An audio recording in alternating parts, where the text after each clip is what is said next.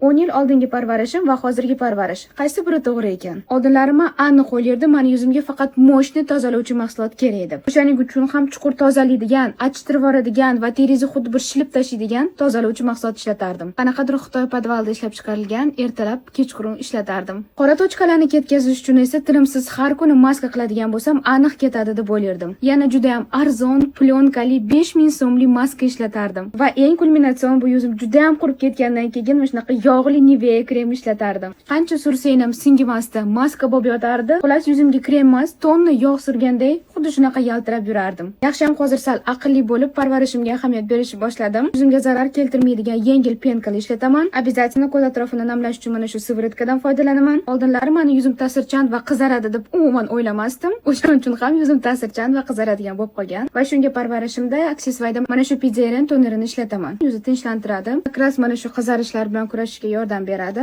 Buni ustidan prosta krem surib qo'ysangiz ham bo'ldi. Va oxirida qanaqadir namlovchi gelli krem surib olaman. 10 yil oldingi parvarish yog'da yuzim yaltirab turishi va hozirgi yuzimga glow effect beradigan parvarishim. Xo'sh qizlarjonlar, kim qanaqa parvarish qiladi? Bo'lishinglar.